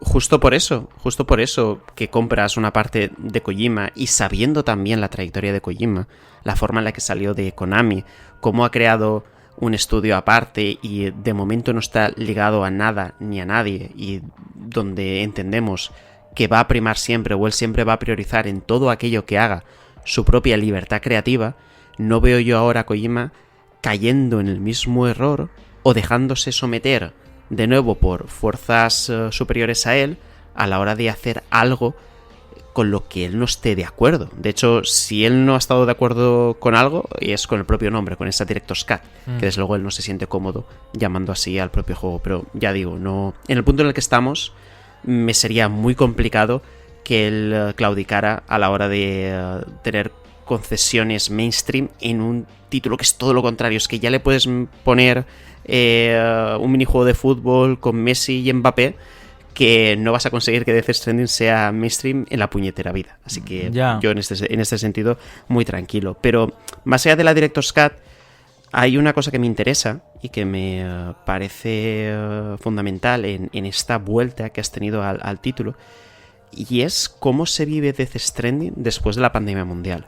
Porque es un juego que casualmente tiene muchísimas de las cosas que hemos podido vivir en persona durante los últimos meses. Que ahora ya empezamos a verlo un poquito más lejano. Ya parece que volvemos a la normalidad. El ser humano además se olvida rápidamente o se recupera rápidamente de catástrofes anteriores, ¿no? Yo creo que lo que hemos vivido en los últimos meses ha sido terrorífico. Nunca nadie de nosotros había experimentado algo así. Y resulta que con Death Stranding puedes ver un trocito de todo aquello que nos acongojó no hace mucho. Mira, yo realmente, efectivamente, afecta a jugar después de lo que hemos vivido. Yo cada vez que entregaba un paquete, ahora en el nuevo, en el Director's Cut, me acordaba de la gente aplaudiendo en los balcones a los sanitarios. Que eso fue aquí en este país, en otros países se hizo de otra manera, los reconocimientos, ¿no? Cada vez que me llamaban por el walkie y sentía esa soledad que te transmitía el juego y que te sigue transmitiendo, de no poder coincidir con un amigo físicamente, solo en muy pocas situaciones, al principio, por en medio y al final es cuando coincides con personajes realmente humanos. Por lo demás estás hablando con hologramas, estás haciendo llamadas de Zoom para decir, ya te he traído el paquete, cógelo, pero sin contacto, ¿vale? O sea, tú y yo no vamos a abrazarnos. Todo eso realmente es una muy buena pregunta esa, Manu, porque no había caído en la reflexión, pero es verdad que he estado viendo, pues he visto el juego con otros ojos por lo que hemos vivido, y sobre todo el mensaje que tenía el juego, porque este es un juego que habla del amor esencialmente, tanto el amor con la familia como el amor con el resto de personas que te rodean en tu vida y que necesitas para que te impulsen, para que te hagan el puente para cruzar a ese otro lado. Tú necesitas a gente. Entonces, esa metáfora el juego la tenía muy bien. Y aquí pues sigue estando, por supuesto, pero es verdad que la lectura es otra. Pensaba yo también, es muy interesante cómo Death Stranding, que es un juego sobre conexiones, introduce a un bebé con cordón umbilical, que es la primera conexión que tenemos en esta vida con el mundo, con otro ser humano. Todavía somos un feto y ya estamos conectados a nuestra madre, por así decirlo, ¿no? Entonces, bueno, pues todo eso, claro, después de haber estado solos en casa, de cuarentenas, de salir a la calle, ¿te acuerdas cuando íbamos al supermercado? Incluso con por miedo. Incluso por horas, que nos decían de horas, 6 a 8 sí. va la gente de esta edad, no sé qué, y salías a la calle, estaba todo desierto. Yo me acuerdo la Gran Vía, yo que vivo aquí en Madrid en el centro, la Gran Vía desierta, que eso solo se había visto en la película de Abre los ojos, de Amenábar. Sí. Es increíble cómo la lectura 2 años después y tras estos acontecimientos es distinto. O a los que os lo vayáis a pillar, o los que los vayáis a rejugar, o el que vaya a recuperar el suyo de Play 4 y lo vaya a poner, estoy seguro de que hará estas lecturas y encontrará simbolismos en algunas mecánicas del juego que en su día, pues bueno, estaban muy guay, estaban muy bien, pero era una sociedad distópica, posapocalíptica, no sé qué. No, posapocalipsis el que hemos vivido aquí. Claro, es que por eso yo lo decía, ¿no? Es un juego que habla de conexiones, de cómo la humanidad necesita estar en contacto entre ella, ¿no? El poder comunicarse, el coger un teléfono y hablar, el simplemente tocarse, verse, abrazarse. Y son cosas que no hemos tenido. Hace justo un año empezamos también un poquito a recuperarnos, luego volvimos a empeorar y, insisto, parece ahora que lo vemos todo muy lejos, ¿no? Pero hubo un momento en el que, tú lo has dicho muy bien, no podíamos salir a la calle, no podíamos ver a las personas que queríamos y nos separaban pantallas, como en muchas ocasiones ocurre también en Death Stranding, ¿no? Que el propio Norman Reedus, que va de un sitio a otro, en muchas ocasiones no entabla contacto directo, en la gran mayoría de ocasiones. No entabla contacto directo y simplemente ve el holograma de la persona que está encerrada en un búnker, ¿no? Porque tiene miedo a esa lluvia que lo degenera absolutamente todo y también a esos espectros que amenazan con hacer volarlo todo por los aires, ¿no? Con el mínimo contacto con una persona. Entonces, es muy interesante, yo creo que emotivo, o debe de ser muy interesante y muy emotivo el poder vivirlo ahora por primera vez, con esta experiencia acumulada que hemos llegado a tener. Yo creo que eso también va a convertir a Death Stranding, con el paso de los años, en un juego todavía más emblemático y más mítico de lo que yo creo que ya es. Además con, claro, por supuesto, nueva música, también hay nuevos modos, como por ejemplo un modo boss rush que se llama, ¿no? Que puedes volver a jugar a los jefes, que los jefes siguen estando igual, o sea, no lo entiendo. Los jefes no eran lo mejor, lo que pasa que de nuevo pues tienes clasificaciones mundiales y puedes retarte con otros a ver cuánto acabas con ellos. Y tiene un puntito también de Battle Royale las peleas contra los jefes, porque sales desnudo prácticamente y tienes que andar tú buscándote las armas y las cosas que te vas poniendo a la espalda y luego ya enfrentarte a los jefes, todo eso mientras te dan guerra, ¿no? Y luego también, Manu, este juego nos dejaba muy claro lo bien que haría Kojima un juego de terror. Lo hemos comentado muchas veces, es espectacular la tensión y el miedo que se genera en el jugador cada vez que aparecen los entes varados, especialmente la primera vez, que es con cinemática y todo eso, es de lo mejor que se ha hecho en terror. Y ya está, y ya lo demostró con PT y aquí lo vuelve a demostrar cuando no es un juego de terror. Pero es que Kojima, hazme ya el puñetero juego de terror que todos estamos esperando. Y te quería hablar también ya un poco por ir cerrando y por hablar de todo, del tema DualSense. Importante.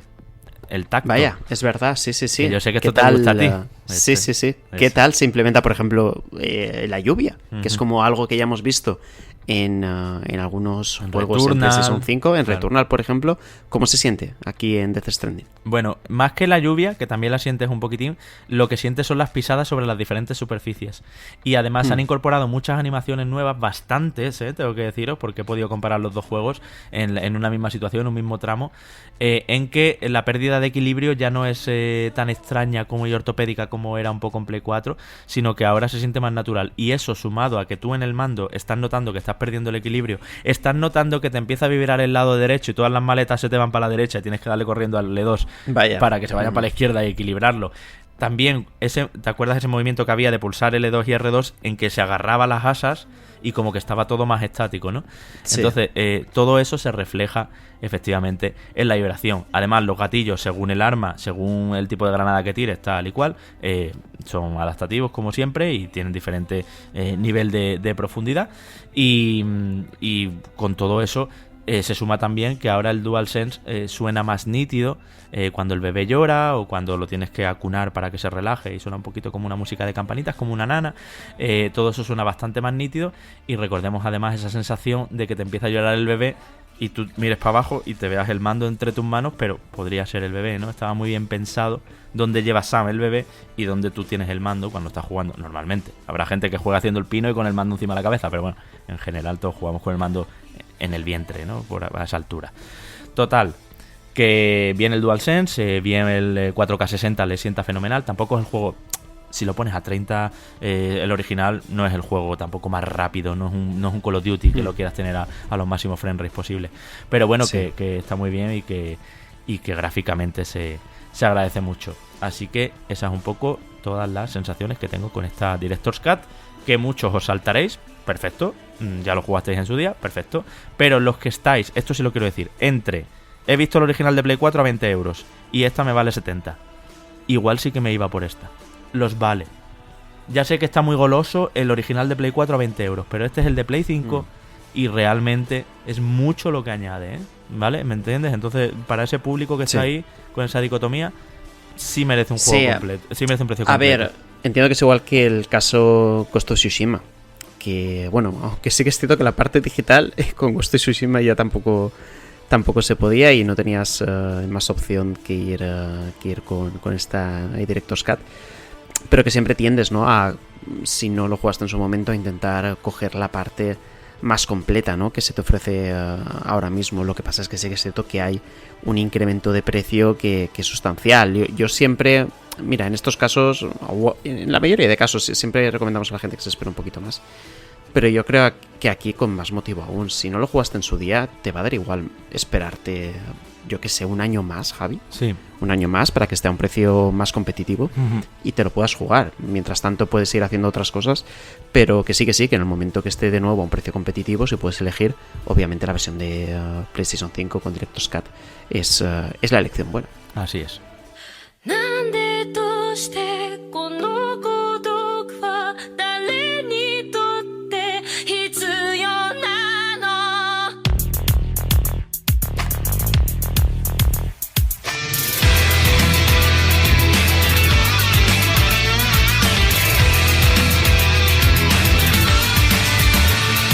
Y de la soledad de las tierras posapocalípticas de Norteamérica pasamos al otro extremo del mundo, hasta Asia, hasta Japón, hasta el mítico barrio de Kamurocho. Bueno, ahora también se junta con el de Isezaki y Jincho. En este Lost Judgment, que también he podido jugar a gusto, con tiempo, y que, Manu, viene, yo espero que a ser el último Yakuza Judgment. Voy a juntarlos los dos un poco en esta línea. Empiezo a sentir que la saga necesita, ahora ya sí que sí, joder, son muchos Yakuza a su espalda y recientemente hemos tenido Laika Dragon en nuevas consolas, por ejemplo, Laika Dragon, el remaster del Judgment y ahora Los Judgment. Necesita tomarse un tiempo, un paro, como hizo Assassin's Creed hasta que salió el de Egipto, el Origins. Y traer pues nuevos vientos, nuevos aires para este spin-off y también para la saga principal, para Yakuza. Pero eso no quita que tengamos un muy muy buen juego.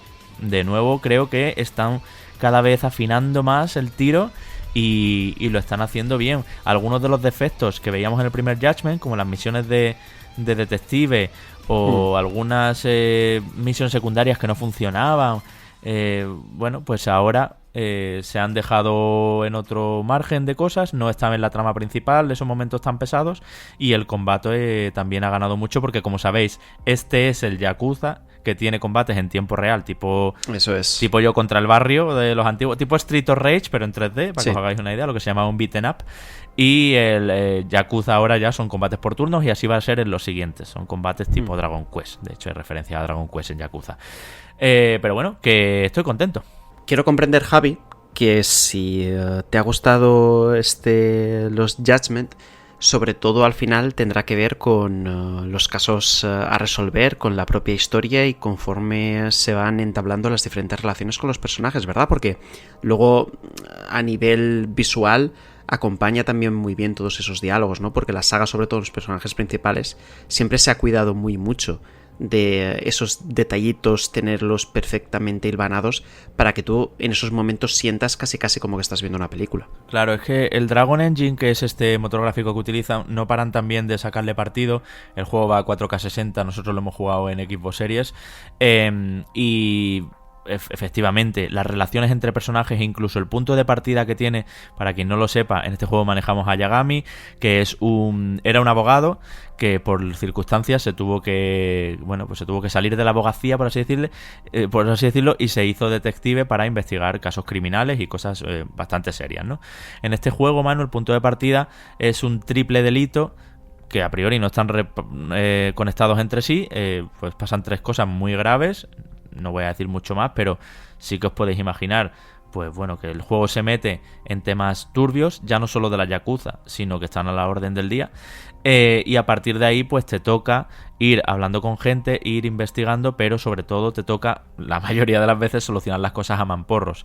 Lo que hay de fondo es un juego de rol japonés en toda regla, porque tienes puntos de habilidad, tienes que comprarte nuevos combos, nuevas cosas para el combate, pero también tienes tiendas, y lo más importante y lo que más gusta a mucha gente, yo quizá no tanto, porque a mí los juegos con tantas actividades me aturullan, pero son eso, las actividades y la vida que se siente en los escenarios del juego, porque puedes hacer un montón de minijuegos, puedes irte a salones recreativos a jugar a clásicos de Sega, que por cierto, aquí además del salón recreativo Sega, mítico en Japón, está una Master System. Hola, ¿quién tiene una Master System hoy en día? Pues los suertudos y Yagami. Y esa Master System pues tiene clasicazos como el Alex Kidd, luego también los recreativos hay Space Harrier, Sonic the Fighters, que es una incorporación, que es un juego de lucha con personajes de Sonic. O sea, toda la vida le has querido partir la boca a Knuckles, este es tu juego. Vale. Habrá quien se la quiera partir a Tails, yo aquí pido respeto a Tails, que era mi favorito. Pero bueno, que Fantasy Zone, en fin, hay un montón de clásicos de Sega ahí. Por supuesto vuelve Virtua Fighter 5 Showdown, que parece que no lo pueden abandonar nunca en un Yakuza. Pero a eso sumamos también misiones, Manu, de persecuciones, misiones de infiltración donde tienes que tener cuidado de que no te vean y tienes que andar tirando distracciones y monedas y cosas para ir pasando entre los enemigos, y también misiones de parkour y de escalada. Es otra de las novedades, que es verdad que están muy guiadas. No esperéis que esto sea Uncharted, porque no lo es, pero que le dan otro aire. Entonces tienes una variedad y una trama que tira muchísimo de ti, que lo hace un juego que ha gustado mucho. Tiene notas muy altas, además. He estado viendo por lo que han puesto otra gente y demás. Y que bueno, que es que su gran baza, sin duda, porque lo que más vas a hacer es el combate. A los anteriores estilos de combate del tigre y de la grulla que ya tenía Yagami, ahora se une el de la serpiente, que el tigre era como el estilo de lucha más agresivo, el de la grulla más defensivo, y el de la serpiente es un poco como el escurridizo, por así decirlo, ¿no? Y no haces tanto daño quizá, pero sí que tienes una serie de técnicas que llegan a aterrorizar, a atemorizar a los enemigos y se te rinden a tus pies y por favor no me mates. Entonces todo eso con los movimientos X, que es un clásico también de la serie, con el uso del entorno, que también lo sabes, que si ves un cono de tráfico lo puedes coger y meterle la cabeza, una mesa, una silla, todo lo que hay por las calles lo puedes coger. El apartado gráfico, la historia interesante, todo el roleo de tiendas, consumibles, si me como este plato en este restaurante tengo durante un tiempo estos efectos extra que me benefician. También es un mapa grande, además ahora en 2 zonas, como te digo, se puede recorrer a pie o en skate, es otra novedad. En monopatín puedes ir para arriba y para abajo, hay pruebas de skate también. Y luego, como yo lo he jugado en nueva generación, pues no hay prácticamente tiempos de carga. Cuando coges un taxi, que era una de las cosas típicas también para ir de una zona a otra, que estaban alejadas entre sí, ahora es pantallazo negro y vuelve a cargar el taxi y ya está llegando a su sitio. O sea que es que está muy bien, un juego muy agradable y siento que se está yendo adelante. Ahora bien, ya está, ya habéis tocado límite. Toca parar, señores de Sega y de este estudio en concreto, y darle un reboot, un nuevo aire o yo que sé a la saga, porque ya son muchos juegos y especialmente en los últimos 3 años han sido muchos seguidos. Yo fíjate, Javi, que quiero acercarme tanto a Like a Dragon como a los Judgment, pero tengo una duda en ciernes y es aquello que comentaste de Like a Dragon cuando lo analizaste, que tenías que hacer como una inversión de tiempo de unas cuantas horas, ¿no? No sé si eran 5, 6, 7 y 8. Prácticamente invitabas a la gente a que cogiera palomitas y se pusiera delante de la tele a ver cómo se sucedían una detrás de otra las diferentes escenas cinematográficas, hasta que por fin el juego empezaba a darte esa libertad, entre comillas, de interaccionar al menos, ¿no? ¿Ocurre esto con los Judgment o realmente desde el principio ya de alguna forma puedes empezar a toquetear y te deja disfrutar más del juego antes de soltarte por fin? Estaba haciendo memoria pensando en el inicio de Yakuza Like a Dragon. Creo que es ligeramente más lento Like a Dragon. Este te deja empezar a usar el mundo abierto, por así decirlo, que es lo bueno, ¿no? Digamos, un poco antes, pero te espera, por supuesto, un chorreo de cinemáticas al principio. Esta gente, Manu, hacen juegos como se hacían en PlayStation 2. Esto es así, para lo bueno y para lo malo. Entonces, para ellos, el planteamiento de una historia es chorreo de diálogos y de cinemáticas. No han investigado otras narrativas, no quieren tampoco salirse de ahí, de ese formato tradicional en que tú vas viendo qué le pasa a este personaje con este otro y todo eso. Ahora bien, sí que es verdad que bastante pronto en este te meten un par de giritos muy interesantes. Por cierto, no es necesario haber jugado a Judgment en absoluto, al primero, pero sí recomendaría jugar a Yakuza Like a Dragon, porque hay un spoiler que sí considero importante en este Los Judgment de un acontecimiento de Like a Dragon. No lo entiendo, no sé por qué lo han hecho así, cuando la franquicia, además, demuestra por activa y por pasiva que está a la caza de nuevos públicos. Quiere cada vez ser más masiva, ya lo es, pero quiere cada vez vender más y llegar a nuevas gentes y darse a conocer. Joder, no me pongas referencias a Laika Dragon, que mucha gente no los asocia encima. Mi cuñado no sabe que Yakuza y que Judgment son lo mismo. Hay aquí una cuestión, porque escuchándote el alegato que has hecho, ¿no?, en favor de una revolución dentro de la saga, realmente la saga en los últimos años ya se ha dividido en dos, ¿no? Es prácticamente una bestia bicéfala en la cual una cabeza ahora mismo es el RPG o JRPG por turnos, que sería Laika Dragon, y luego por otro lado ese beat'em up o juego JRPG de acción, lo puedes llamar. O JRPG de acción, que sería la parte Judgment. Ya realmente está hecha esa revolución. Ya tienes segmentados a los dos tipos de públicos. Ya, pero al final estás en maldito Kamurocho. Digo maldito porque ya está muy visto. Hostia, es que me sé hasta dónde están los locales. Ya. Es que empecé partida y sé dónde está el sitio de sushi, ¿sabes? No es exactamente las mismas calles y algunas cosas cambian de uno a otro y todo, pero bueno, me entiendes. Y luego que hay muchas mecánicas. Bueno, pues hay juegos, como te decía, Virtua Fighter 5, es que llevamos 4 juegos jugándolo en las recreativas de Sega, de Yakuza y de Judgment, ¿sabes? Entonces hay cosas que tienen que frenar y darse una vuelta. Para mí el combate de este está súper bien. Es el mejor combate de ningún Yakuza. Puede que te diga, sí, fácilmente te lo digo. Pero necesitan que le den otra vuelta, que metan armas blancas, espadas, o yo qué sé, o que hagan una chalaura tipo Far Cry, ¿cómo era? El Blood Dragon. Yo qué sé, que hagan algo así, un spin-off del spin-off, alguna locura tiene que haber, porque es que además pasa otra cosa. Sí que creo que este va a ser el último de toda una saga y toda una historia y todo un legado. De todas formas, Javi, espera un momento, porque ya sabes que Toshihiro Nagoshi, había rumores durante los últimos meses al respecto de que podía dejar la empresa. Y que a lo mejor estamos ya abocados a que la saga Yakuza, o con estas dos vertientes que tenemos ahora, va a resignificarse o va ahora a pillar derroteros que no estaban en los planes del creador, ¿no? Hasta este momento, porque va a perder el control, básicamente. Claro, esa puede ser la oportunidad y el momento. Pero es que es lo que te digo también, Manu, tampoco podemos decir que, yo que sé, habrá gente que no esté agotada y haya llegado a la saga hace poco. Es que a mí se me han juntado una serie de cosas. Primero, que están todos en el Game Pass. Entonces yo sí tengo Game Pass, pero hay gente que no. Y que este sea su primero y diga, joder, dame más de esto porque es maravilloso. Claro. Y luego también, se nota también que sí que no quieren abandonar, porque están refinando la fórmula para empezar, y luego introduciendo algunas mecánicas que son muy chulas y son muy interesantes. Por ejemplo, en el juego hay una aplicación, una app de chat, que tú, para encontrar pistas de los casos principales del juego y de la historia principal, tienes que ir filtrando por palabras, ¿no? También, ya te decía, hay un montón de minijuegos. Hay un minijuego de baile y de bateo y de todo esto que no falte.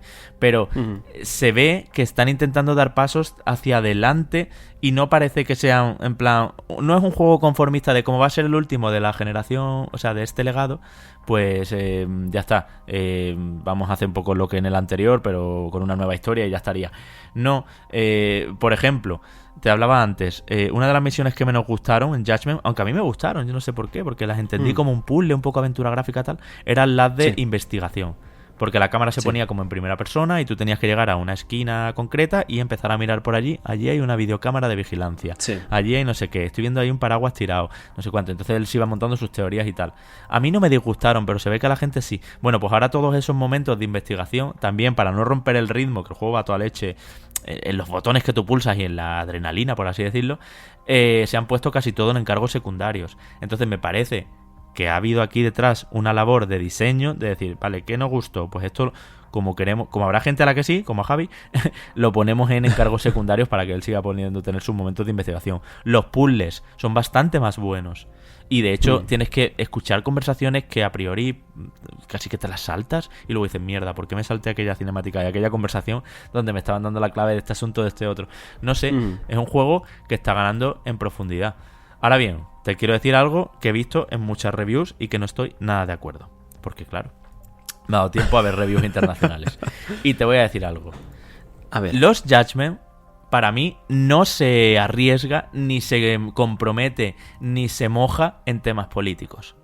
y en temas sociales con debate.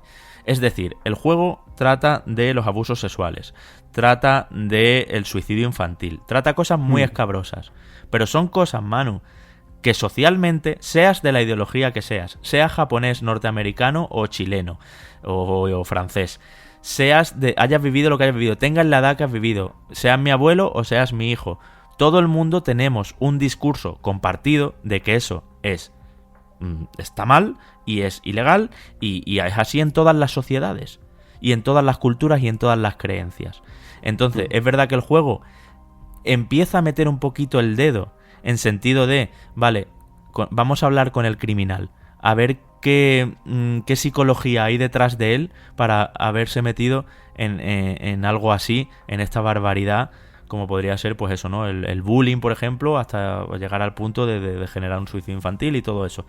Pero esto ya lo hizo, por ejemplo, Persona 5 también. Una de los primeros palacios que visitas en Persona está relacionado con todo esto y con el acoso escolar y demás.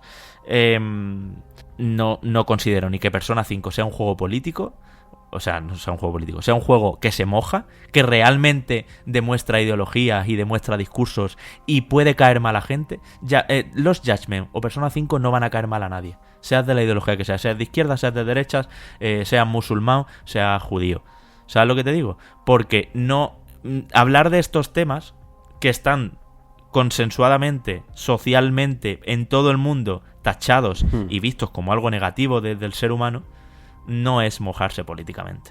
Y es que he visto muchas reviews donde Yakuza por fin da el salto y se incorpora. Mira, lo siento, pero ahí no estoy de acuerdo.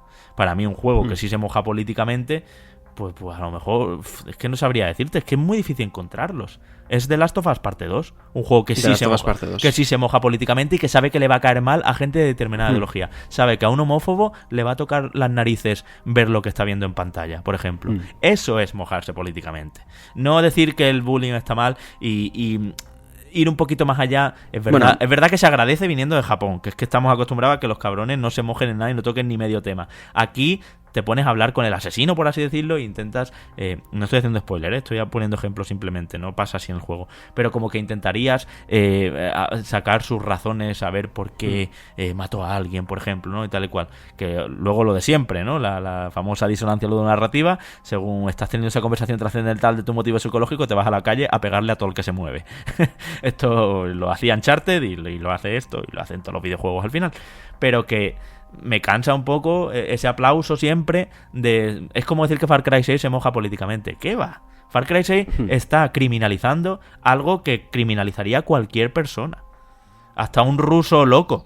Es importante diferenciar, creo yo, en que aquí, por ejemplo, somos de la opinión de que cualquier videojuego, por muy tonto que sea... Tiene politiqueo, sí. Tiene política dentro y por alguna parte, aunque la gente no lo aprecie o sienta que únicamente aquí estoy saltando y ya está. Yo lo he comentado muchas veces, al final la decisión de coger el coche o el autobús a la hora de ir a trabajar en parte tiene una capa de decisión política detrás, ¿no? Aparte de un montón de condicionantes que son los que realmente acuden a nuestra mente. Ya no es tanto ese hecho en sí como la forma que pueda tener el estudio de comprometerse con una causa determinada y tomar partido. Porque obviamente hay ciertas cosas que es, tú lo has dicho muy bien, ¿no? Consenso general de que esto está bien y esto está mal, pero el hecho de traspasar barreras, de intentar ver a la víctima, a ver cuáles son sus traumas, de qué forma esto repercute terriblemente en su vida y en la gente que le rodea, y cómo socialmente a lo mejor un grupo determinado de personas se ve sometida por los demás, ¿no? Porque sus derechos no son respetados o son vulnerados, etcétera, etcétera. Es realmente, ¿no?, tomar partido de una forma políticamente activa, ¿no? Así que entiendo en ese sentido justamente lo que has dicho. Pero escucha, toma partido a nivel decir es un juego que se moja Life is Strange True Colors. Ni mucho menos. Es algo que no molesta, sea de la ideología que sea, es una historia. Y es otro juego que también, no, es que no, se moja mucho. Bueno, sí, tiene un personaje con una determinada orientación sexual y tal. Bueno, vale, venga, vale. Pero no toca mucho más. De verdad que yo aquí coincido contigo en que todos los juegos son políticos. Simplemente en Cyberpunk, que los peinados de los personajes en Cyberpunk 2077 ya están expresando política de los que los han diseñado, de sus creadores, de CD Projekt. Pero luego también sabemos cómo son muchas veces en CD Projekt y en la cultura y en el país y en el sistema político en que viven. Kingdom Come Deliverance, juego súper debatido porque ya sabéis que uno de sus máximos, pues se le acusaba de ultraderechista. ¿Había política en el juego? Sí, porque todo lo tiene. Hasta Sonic tiene política y Super Mario. Los colores que se eligen, los niveles. Pero no podemos decir que sean juegos que se implican, que se arriesgan, que realmente están ahí para molestar a quien no esté de acuerdo, como si hizo The Last of Us Parte 2. O como si hace BioShock 1, por ejemplo. Que me parece que atenta muy fuerte contra determinados valores como son el capitalismo, el neoliberalismo y todo eso. Hay gente que no supo hacer la lectura, pero el juego te estaba dando en la cara si eras muy neoliberal. A ver, realmente el juego hace una crítica al neoliberalismo brutal y de hecho le faltaban solo pantallas de neón haciéndote la crítica, ¿no? Era uno de los títulos más evidentes y en ese sentido también pues eso valiente, sí, ¿no? Eso sí es implicación, así sí, eso es lo que quiero, ¿vale? Y entonces pues eso, ya está. Hasta ahí mi alegato. No, es que hay muchas reviews, sobre todo de norteamericanos, ¿vale? Porque he leído internacionales, pero sobre todo de norteamericanos, que claro, como ellos a veces viven en su maldita burbuja capitalista también, les parece que, los japoneses, qué discurso más arriesgado de qué. Sí. ¿Tú estás a favor? ¿Te molesta? ¿Tú estás a favor de la violencia sexual y del acoso? Es lo que yo le diría a uno de estos que no, ¿verdad? Pues igual que tú, nadie en este mundo, ¿no? Hay quien lo hace luego, que ya lo hemos visto también con la maldita Activision y Ubisoft y compañía, pero es como un consenso colectivo. En fin, ya me he desahogado. Es que si no había un programa donde yo venía aquí berreando, no nos quedamos. No, además que se te nota que has respirado, ¿eh? Es decir, lo tenías ahí dentro y lo has soltado y yale. Y yo te veo ahora más relajado, más tranquilo. Pues mira, ahora con esta relajación, así de chill, directamente, te voy a poner musicón, vamos a irnos a escuchar a Gustavo Santaolalla, que ha tenido muchas cosas que decirnos. Es un hombre muy sosegado, como vais a ver. Tengo que pedir perdón porque la calidad del audio, al estar en una habitación de hotel con una serie de circunstancias, también con la distancia social, no nos podíamos... Bueno, luego nos hicimos la foto, te cuento, que hemos subido a redes, y me dice, no, quítate las mascarillas, ¿tú estás vacunado? No, sí, ven, te abrazo. Me echó el brazo por lo alto. Súper guay, Gustavo, desde aquí. Un abrazo y mil gracias por todo el trato. Pero claro, al principio yo en la entrevista no quise acercarme demasiado, ni ponerle el micro encima, ni esas cosas. Entonces hay un poquito de sonido ambiente, pero vamos, lo vais a escuchar perfectamente. Él hablaba a Manu también de que en The Last of Us le gusta ese sonido sucio que quedó, donde se escucha incluso los dedos como dan sin querer un golpe con una cuerda que no toca, o incluso un golpe con la madera de la guitarra y demás. A él le gusta el sonido sucio. En las películas que ha hecho con Iñárritu y compañía también ha conseguido siempre eso. Pues yo os he traído la entrevista con el sonido un poco sucio. Qué poca vergüenza. No, adelante, de verdad, os dejamos con ella y esperamos que la disfrutéis, porque para nosotros, por supuesto, ha sido todo un honor poder escuchar a uno de los mejores músicos de la industria del videojuego.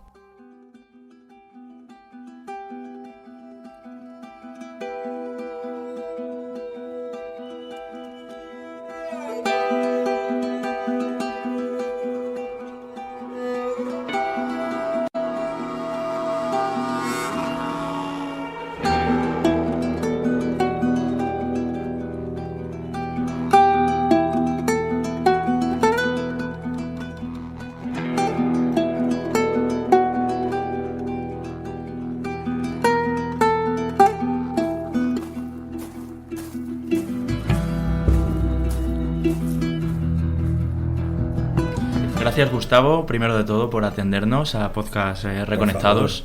Nosotros tenemos una comunidad súper amante del juego, de tu música, y de hecho tengo aquí preguntas de nuestra comunidad que no han querido desaprovechar la oportunidad para ayudarnos y para ser parte de esta entrevista, ¿no?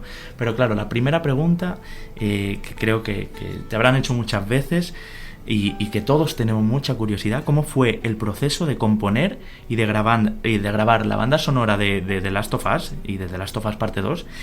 ¿Viste imágenes al principio? ¿El estudio te contacta personalmente? ¿Te dan un briefing de directrices de por dónde tiene que ir? ¿O libertad creativa total?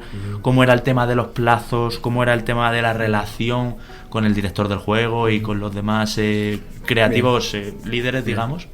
Tengo que hacer un poquito de historia de eso. Digamos, siempre me ha interesado, o sea, todas las manifestaciones, digamos, artísticas, me interesan todas, pero específicamente lo de la música, siempre me interesaron todas las avenidas para explorar donde la música puede intervenir. Y eso va obviamente desde hacer canciones hasta música instrumental, música orquestal, música para películas, música para teatro, y por supuesto el videojuego es un lugar donde también hay música, ¿no es cierto? Lo que sí, siempre, yo no soy un gamer, pero mi hijo sí. Y mi hijo, que ahora tiene 21 años, cuando yo empecé a trabajar en The Last of Us, que fue hace 9 años, estaba en pleno momento de su gameness, ¿viste? Y siempre me gustó mucho mirar, si bien yo no juego, me gusta ver cómo juegan los demás. O sea, me interesa, de hecho, en Bajo Fondo, por ejemplo, en la banda de la cual soy productor y uno de los creadores junto a Juan Campodónico, sí. Ellos juegan mucho al FIFA, al PlayStation, cuando vamos en tour y todo. Y yo lo veo como si estuviera viendo un partido de fútbol por televisión. Me gusta mucho ver cómo juega otras personas. Y viéndolo a mi hijo jugar, siempre yo me planteaba, decía, cuando alguien haga un juego que se relacione de una forma emotiva con el gamer, cuando se genere esa relación, esto va a cambiar, va a ser una revolución en este mundo. Y yo quiero trabajar en algo así.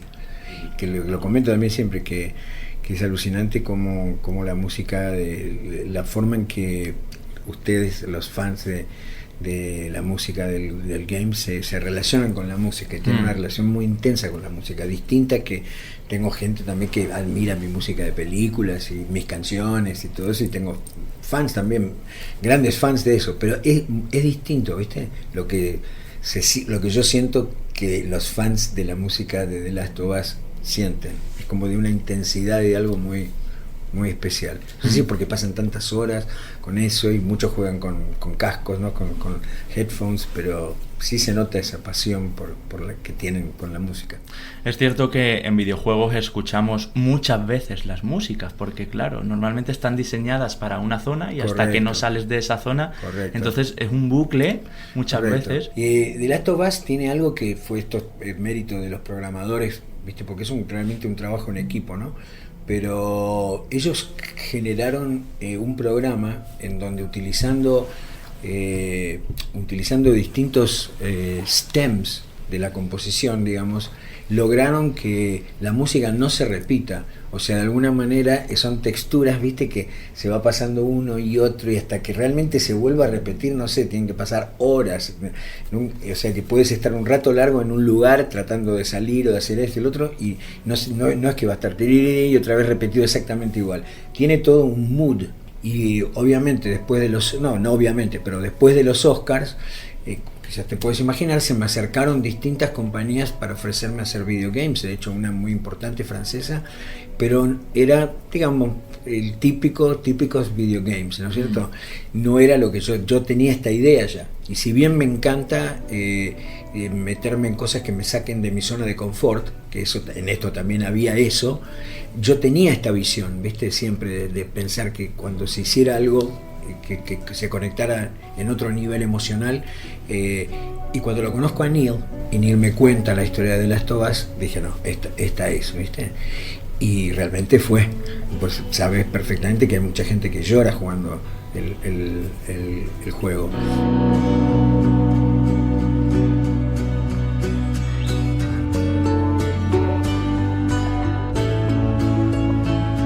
Entonces, a partir de eso también lo comento esto muchas veces, que cuando yo lo conocí a Neil, si bien son personas muy distintas, pero encontré en él algo que me hizo recordar